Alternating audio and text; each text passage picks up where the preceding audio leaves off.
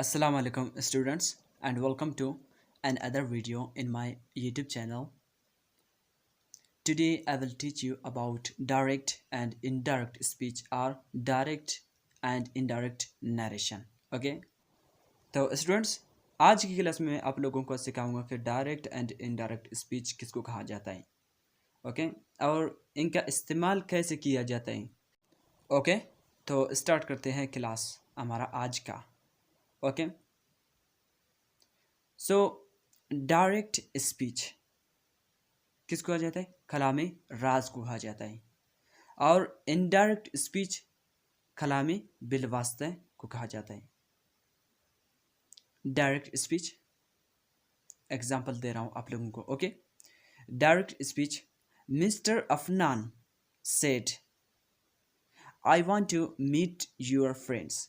ये है direct speech. और इनडायरेक्ट स्पीच क्या है? Mister Afnan said that he wanted to meet my friends. Okay students तो आप लोगों की समझ में आ रही है ना. चलो ठीक है तो मैं आप लोगों को इन दोनों के बीच का फ़र्क बताता हूँ. Okay difference direct and indirect speech. Number 1 direct speech same words actual words are exact words. Number 2 indirect speech change actual words or exact words. Direct speech inverted commas आता है. डायरेक्ट स्पीच में inverted commas भी आता है, quotation marks भी आता है. Okay indirect speech में no inverted commas and no quotation marks. Only use of that in indirect speech. Indirect speech में हम inverted commas का और quotation marks का इस्तेमाल नहीं करते. सिर्फ हम इस्तेमाल वहाँ करते हैं indirect speech में that का. ओके आप लोगों की समझ में आया ना.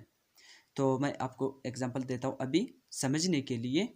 Okay Sana said I like apples. ये हमारा डायरेक्ट स्पीच हुआ. और इनडायरेक्ट स्पीच क्या है? Sana said that she liked apples. Indirect speech में हमेशा वर्ब का सेकंड फॉर्म यूज होता है. ओके तो स्टूडेंट्स इन दोनों के दरमियान क्या फ़र्क है तो आप लोगों ने सीखा या नहीं. तो मैं थोड़ी देर और तशरीह करता हूँ इसको ताकि आप लोगों को अच्छी तरीके से समझ में आए. ओके तो डायरेक्ट स्पीच का मतलब होता है जो आपको कहा जाता है. सेम वही सेंटेंस को आप इधर लेकर कोई किसी को कहते हो कि उसने ये कहा. यानी कि सना सेड आई लाइक एप्पल. सना ने कहा मैं सेब पसंद करता हूँ.